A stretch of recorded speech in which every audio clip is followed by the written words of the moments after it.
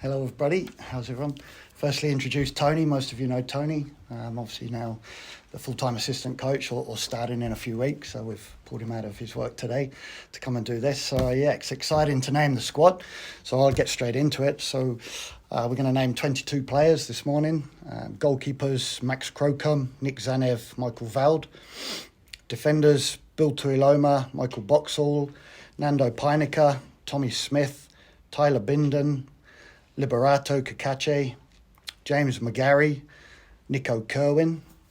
Midfielders, Marco Stamanic, Matthew Garbett, Sarpreet Singh, Callum McCowett, Matthew Dibley-Diaz, and forwards, Chris Wood, Ben Wayne, Max Mata, Eli Just, Alex Grieve, and Joey Champness. Cool. So, Darren, how's it feel to name your first squad as full-time and permanent All Whites head coach? Yeah, I mean, it's always special to name a squad, and speak to the players and give them some good news around, going to represent their country. So it's always exciting. I don't feel too different to the previous occasions because I've been in this role now for quite a while, whether that was interim or permanent. So it doesn't feel too different. But yeah, it's exciting to get going again and get some games. Awesome. Over to you guys. Darren, how pleased were Andrew and Kerr when you said you could save on the coffees in London by getting Tyler and Matt in for this one day? Yeah, it's great to get two young players, that are forging their careers in good clubs. Yeah, they're good players, so they obviously had choices around options for who to represent. So, and they're players we've been tracking for a while. So to get them in to commit to this tour, it is awesome, and we're excited to meet them. We're excited to get them involved in training and in the games. And yeah, it's another good addition to our growing All Whites squad of players around the world now. Tony, when was the last time you saw Tyler Binden? Oh, I've seen clips of his games. Since taking the role. But personally, maybe 5-6 years ago. But he's definitely matured into a very good prospect and performing well for his club week in, week out at the moment. He was around the fans' games as a little baby, though? Yeah, always around, and you could always see he had a passion for football. He definitely had something about him in terms of technique, because he never had, the ball was always by his feet. So I'm not surprised to see that he's doing so well. How much convincing did it take for Matt Dibley-Diaz because he's got other nationalities too that he can draw on as well? Yeah, I mean, he's somebody that we've been talking to for almost 2 years. He's in a position where he's at a club where he's trying to get into the first team. And he does have options, Brazil, England and Portugal are his other options through his family connections. So, he's got some big countries that he's potential could represent. So I think it's great, that he's committed to us for this window. Obviously, we'll get to meet him, we'll get to work with him. Hopefully we'll get him on the pitch, and hopefully he has a great time and feels like a Kiwi. He was born in New Zealand.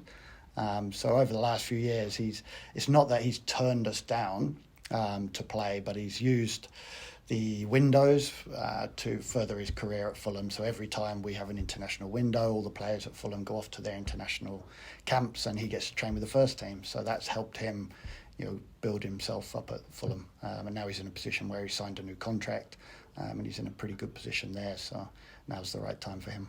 For Kiwi football fans who don't know much about him, what can he bring to this All White side? Yeah, he's a very good player. He's been on the bench in the Premier League. He's played for the first team in cup games, and he plays a really good standard in their under-21 Premier League league over there. So he's a very skillful midfielder, pretty flexible positionally, can play a couple of positions.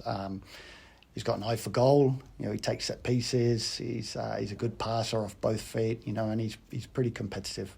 What did you say to get him across the line, Darren? Well, again, we sort of asked the question, are you ready to come in and play for the All Whites? And this time he said yes. Obviously, Sarpreet and Nico have had some pretty tough times with injuries. How proud are you of their journeys to get back to this?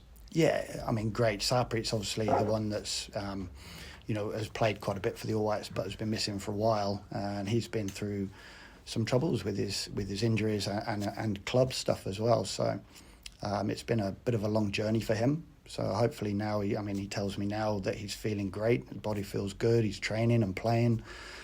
So that's exciting to have him back. He'll be a welcome addition. And obviously Nico, it was tough for Nico because he came into the All Whites just over a year ago, played and scored that goal against Bahrain, was doing really well, and then suffered a really bad knee injury. So that's cost him sort of 9 to 10 months of his career. But he's back fit, he's back playing, and we're really happy to bring him back in. That decision to not pick A-League players, was that a wider discussion, and did you bring the players into that discussion as well? No, we didn't bring the players into it. We talked to a lot of people, and we talked internally here, and we just felt that the timing was right with regards to, they haven't played a lot of league football for 4 or 5 months. And the timing of when we returned from this trip, literally we returned one day and their league starts the next day.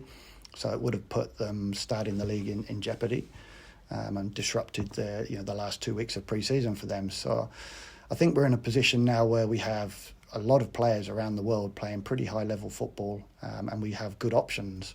So this was probably the right time to make a decision to leave these players here for now and let them concentrate on their clubs.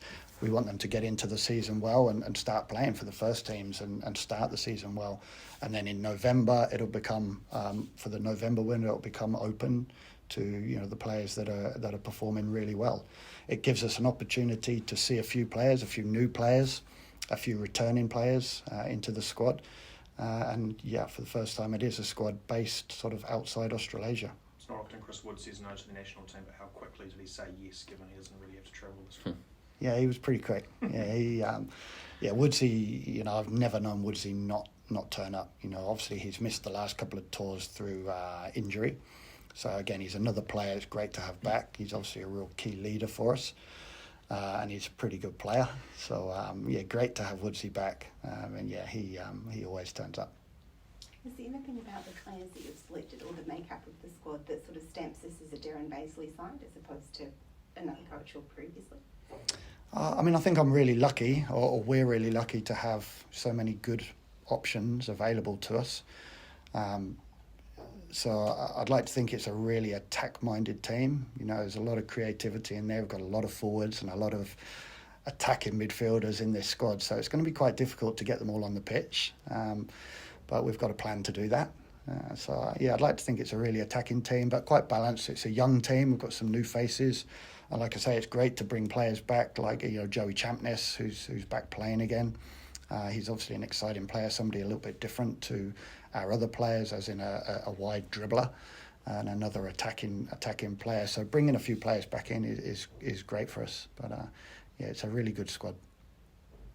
I just wanted to ask as well, just going back to not selecting the A-League players, how proud of you in terms of having all that depth where you can actually select a whole competitive squad of players that aren't actually based in the A-League and are predominantly based in the Northern Hemisphere?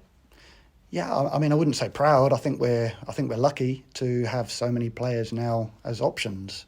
There probably was a time back in the day where all white squads were picked from what professionals we had playing around the world. So, now I look at my board and we've got almost 55 professional players around the world playing to a pretty good level, and young players that are forging careers. So, yeah, we're in a pretty good place, and what it will create now is some competition. I think everybody knows, they need to try and be performing to a good level within their clubs and their leagues to get selected for the All Whites. And like I say, the squad that we have now for this window, they have an opportunity to stake a claim for their shirt. And the players that have been left out, know that they've got some time in their club games coming up to impress. And then we'll just keep looking at it along the way. We monitor all the players that are eligible, through video and through scouting mechanisms that we have, and we've got good staff also that are constantly looking at players around the world. So yeah, it's getting more difficult to monitor, but I think we're quite lucky. And just on Matt as well, has he given any indication in terms of November window or any other windows in the future, or is he just committed to this window at this stage? At this stage, he's committed to this window. He obviously doesn't know us. I've spoken to him quite a few times over the years, so I think this is a great chance for him to meet us, for us to meet him, to integrate him into the squad, and get him on the pitch and see what he can do, and hopefully he enjoys it that much that he never leaves. In terms of keeping an eye on other talent that maybe hasn't played for New Zealand before, Mhm. were there any discussions or people that have said no this time? No, we've got a few players that are currently out of clubs, like a Marco Rojas at the moment that's having a little break. So, I still feel like we've got lots of players to come back into the squad, at some stage or potentially come back into the squad. There are other players around the world that have New Zealand connections that are sort of exploring opportunities right now. It's exciting. I think as we're growing as a team and some of the style of football we've been playing, I think people are starting to look at and potentially the route to the World Cup and the opportunities that we can give players. I think is exciting for them. Tony, as staff, what are the expectations for this tour? What does success look like for you coming off the back of it?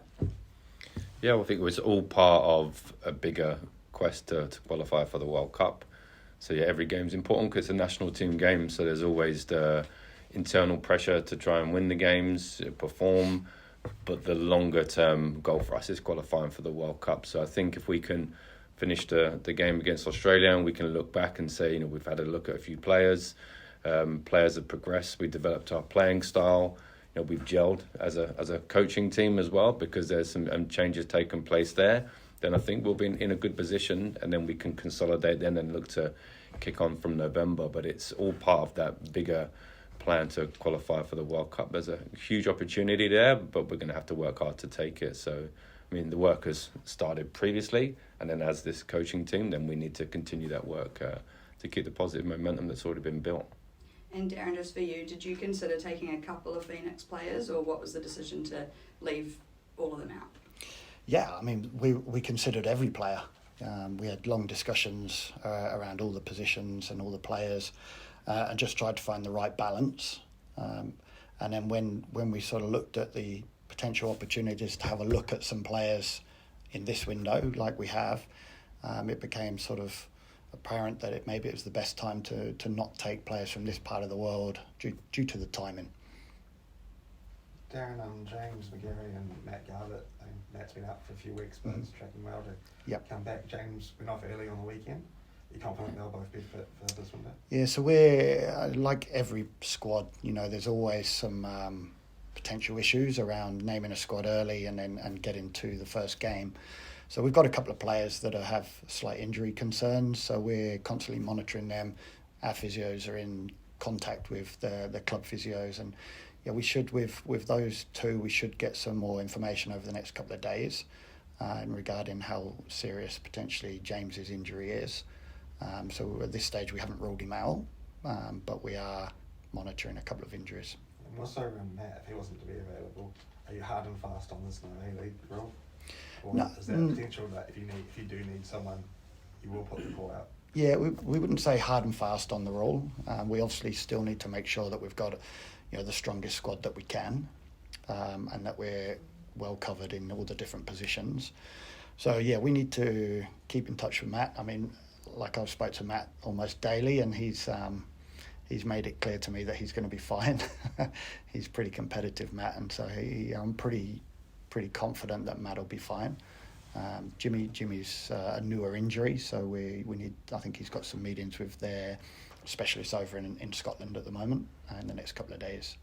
So we'll see. But whatever happens, if we lose players, then we'll replace them from some of the stock that obviously has not been used. And just on Tyler, how did the conversation go in terms of getting him to commit? Because in switching, he's played for the US, so does that mean it's this one-time sort of switch that this is a permanent decision for now?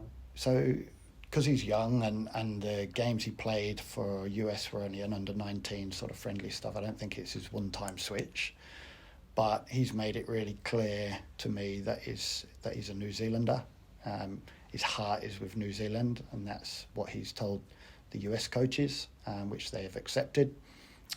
His mum played for New Zealand, his dad played for New Zealand at volleyball, so they're a real Kiwi family with obviously connections to the US. He feels like a Kiwi. He grew up here. His heart's with New Zealand, so yeah. He's ready for international football. He's 19. He's played. Sorry. Do you think he's ready for international football? He's 19 or 18. He's played, I think, only 2 or 3 professional matches? Yeah, I mean, he's been pretty regular in Reading's first team. I think he's up to about 7 first team appearances now, and played really well and got man of the match in a couple of games. So that's a really tough level, and a pretty high level. So, yeah, I mean, age is an age. You know, if he's a good player, he's ready. So I don't think we've ever been scared of putting in young players. You know, we've done that with Stamanic and Garbett, Ben Wayne along the way when they were young, and, you know, Libby, Sarpri. So we've got a history of giving young players game time, and I think that's an advantage maybe that we can have, is that, you know, we can get young players in earlier, and then if you think about how these players are going to be in 3 years' time when we get to a World Cup, you know, they're going to be further down the track in their careers. Tony, I was in your FIFA office the other week.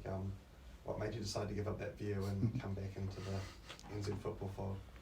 Yeah, that's the question I've been asked a few times, and the honest answer is I think it's a exciting time for football in New Zealand, particularly the opportunities ahead, and also with this particular group, it's a really exciting group of players, but a young group of players as well. So, you know, it's a team that's got a lot more potential, and whenever I work in a coaching role or any role, it's always to try and help things progress, help people and help things develop, and I can see there's an opportunity to do that here, but also with some great carrots at the end of it, like the World Cup and Olympic Games and those types of things. So you're just being part of the support team really to help this group realise its potential. It's lots of people talk about that, about how much growth this team's capable of, and I just to be a part of that is an honour again to be involved in the national team set up at New Zealand football.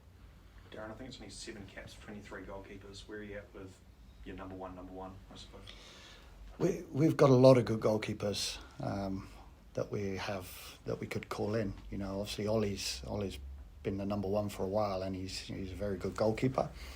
But the players that are in Europe are doing pretty well as well. You know, Crocombe came into the last tour and performed well in that first part of that Qatar game, and trained well throughout the week, as did Nick Zanev. You know, and Michael Vowd's a player that we've known for a long time, and he's had a couple of years without playing regular football in Japan. He's gone on loan now and is playing some football again, which is great. Played Champions League against Melbourne City the other night and kept a clean sheet, which was awesome. And there's a lot of good goalkeepers and a lot of good younger goalkeepers coming through as well. So we've got some really good stocks. Number one is a really difficult question. We need, you know, they need to really work that out themselves. And, you know, if Ollie comes back into, you know, playing his club football this season and performs again, I think he's shown signs that, you know, it could be him. But the other guys are doing really well. Yeah, we've got some good options. Tony, Darren talked about what he thinks the Darren Bazeley style looks like. Do you think, it's awkward with him sitting next to you, but what does the Darren Bazeley style look like as an assistant coach?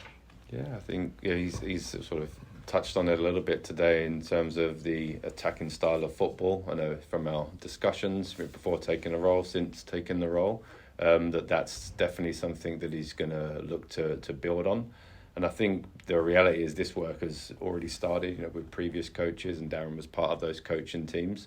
So I think it's just an evolution of that as the players are getting better and maturer and getting more exposure in their club environments. But I would say it's that attacking style of football and a brave style of football, because, you know, we'd rather go out there and with every intention to score and win games every single time and come up short than we would by being defensive and parking the bus, those types of things. So I think not too dissimilar to what's happened before in the past. It's just an evolution of that, and what I really believe in is we're playing to the strengths of our players when we do that. So it's not something that we'll be doing where we're hoping we're going to get results. It's actually playing to the strengths of the players we have at our disposal and the players coming through. So hopefully people will see that in October and then gradually see that build as we go through the World Cup qualifying campaign. How much was that high press, intentional dribble, kind of push forward style a factor for you joining this coaching group?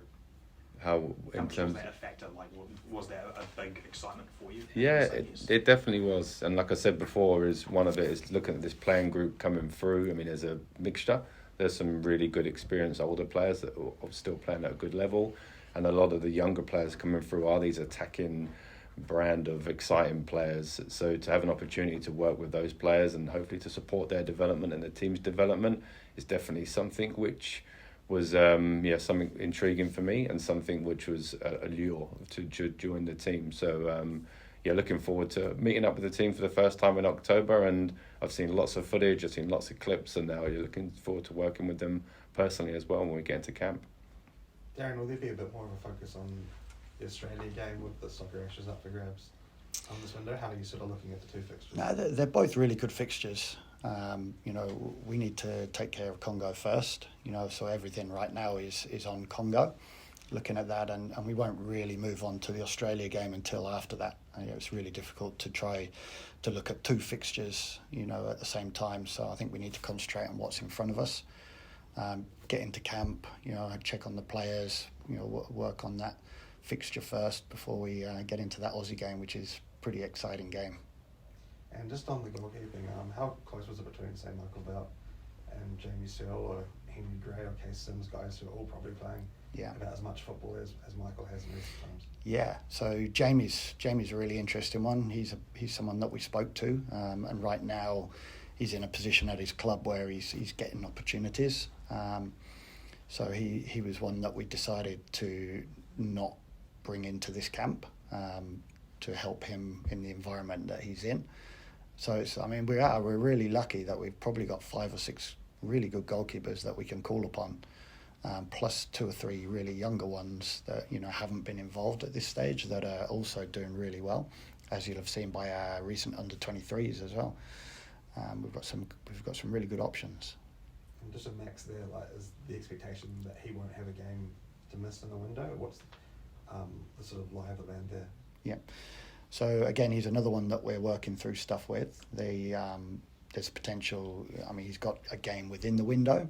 Right now, he doesn't know if he's involved in that game, or there's also an opportunity that game may get cancelled due to international call-ups. So yeah, again, it's being in this environment is always something to deal with, whether that's injuries or availabilities of players. So it's something that we have to deal with. It happens every window, so we're pretty used to dealing with late issues around availability. And like I say, we're pretty lucky that if someone does drop out, we've got other players that can come in that fill those spaces pretty quickly and pretty well. We're in a pretty good position right now to be able to deal with issues. Cool. Any further questions from anybody? Awesome. We'll call it there. Cheers, Tony. Cheers, Darren. Thank you very much. Thank you. Thank you.